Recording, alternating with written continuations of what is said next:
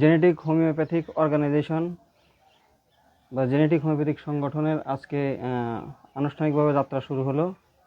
তারই ধারাবাহিকতায় প্রথমে আমরা তখন জেনেটিক হোমিওপ্যাথিক সংগঠন সম্পর্কে আলোচনা করেছিলাম। এখন আমাদের মূল পর্ব, যেটা সাফারি পার্কে আমরা আছি এখন বর্তমান, এখান থেকে আমাদের মূল সাংগঠনিক কার্যক্রম শুরু হবে এবং সাংগঠনিক প্রক্রিয়ার মাধ্যমে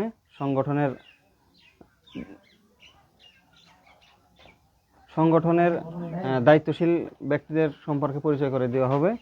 এখন আমাদের সম্মুখে এই দায়িত্বশীল কে কোন দায়িত্বে থাকবেন সেটা পরিচয় করে দেবেন আমাদের শ্রদ্ধেয় ইকবাল হোসেন স্যার।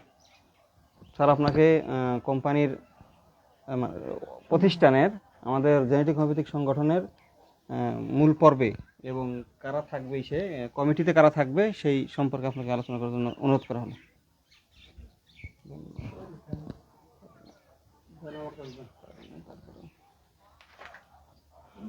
আসসালামু আলাইকুম ওয়া রাহমাতুল্লাহ। আলহামদুলিল্লাহি ওয়াহদা ওয়াসসালাতু ওয়াসসালামু আলা রাসূলিল্লাহ, আম্মা বাদ।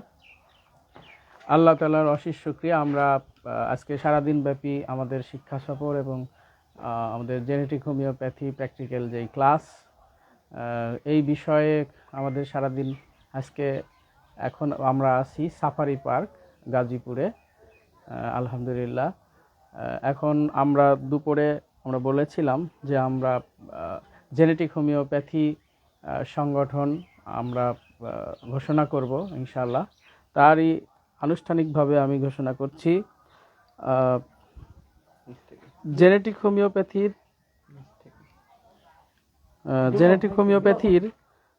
সংগঠন, আমাদের জেনেটিক হোমিওপ্যাথি অর্গানাইজেশন।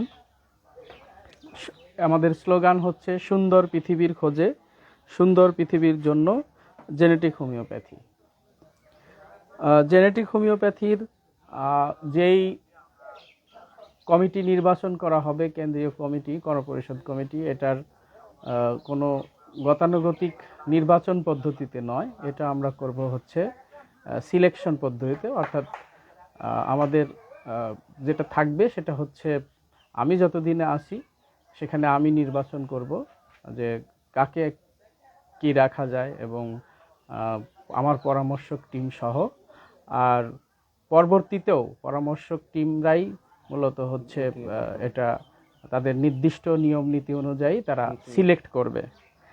এখন আমি সংগঠনের যারা বিভিন্ন দায়িত্ব পালন করবেন তাদের নাম ঘোষণা করব এবং দায়িত্ব কেউই চেয়ে নেয়নি বা আমাকে কেউই তোষামোদ করার সুযোগ নাই। আমরা সুতরাং এখন পর্যন্ত কেউ জানেও না যে কাকে কোন দায়িত্ব দেওয়া হবে বা দেওয়া হবে কি না, সে কর্মী হিসাবে কাজ করবে শুধু নাকি দায়িত্বশীল হিসাবেও আল্লাহ তাআলা তাকে কাজ করার সুযোগ দিবে।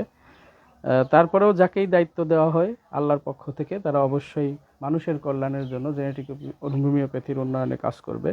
প্রথমেই বলছি, তথ্য ও প্রযুক্তি সম্পাদক হিসাবে কাজ করবে ডাক্তার মাহমুদুল হাসান, চাঁপাইনবাবগঞ্জ। উনি বিশেষ কারণে আসতে পারেননি। শিক্ষা, গবেষণা ও চিকিৎসা বিষয়ক সম্পাদক ডাক্তার মোহাম্মদ ইকবাল। সাহিত্য ও প্রকাশনা সম্পাদক ডাক্তার শামসুজ্জোহা ভাই, উনি আমাদের সাথে সারাদিনই ছিলেন এবং সুদূর বরিশাল থেকে এসেছিলেন, কিন্তু ওনাদের গাড়ি এবং বিভিন্ন কারণে উনি একটু ইমার্জেন্সি চলে গেছেন আমাদের দুপুরের লাঞ্চের পরেই। উনি আমাদের সাহিত্য প্রকাশনা সম্পাদক হিসাবে দায়িত্ব পালন করবেন। উনি বরিশাল পিরোজপুরে ওনার সেহাঙ্গাল জেনেটিক হোমিওপ্যাথি সেন্টারের চিকিৎসক হিসাবে নিয়মিত চিকিৎসা দেন। এবং প্রচার ও মিডিয়া সম্পাদক হিসাবে কাজ করবেন genetic homeopath engineer Mahbubul Alam ভাই। আচ্ছা, এরপরে দপ্তর সম্পাদক হিসাবে কাজ করবেন ডাক্তার আলম পরামানিক। আসসালামু আলাইকুম। আচ্ছা, অর্থ সম্পাদক হিসাবে দায়িত্বটাও আমি ডাক্তার মোহাম্মদ ইকবাল হোসেনই পালন করব এবং উপসাংগঠনিক সম্পাদক হিসাবে দায়িত্ব পালন করবে মোহাম্মদ ইমরান হোসেন। উনি স্বাস্থ্য সহকারী, চাঁদপুর শাহরাস্তি উপজেলা এবং আমাদের জেনেটিক হোমিওপ্যাথ শাহরাস্তি। এবং সাংগঠনিক সম্পাদক হিসাবে দায়িত্ব পালন করবেন ডাক্তার খোরশেদ আলম। ডক্টর খোরশেদ আলম উনি রাজশাহীতে, উনি ওনার বিশেষ সমস্যা, ওনার পায়ে সমস্যার কারণে উনি আসতে পারেননি এবং উনি আমাদের জেনেটিক হোমিওপ্যাথি নওদাপাড়া রাজশাহী মার্কাজুল ইসলামিয়া সালাফি এর পাশেই আশরেফা জেনেটিক হোমিওপ্যাথিতে নিয়মিত চিকিৎসা সেবা দান করেন উনি।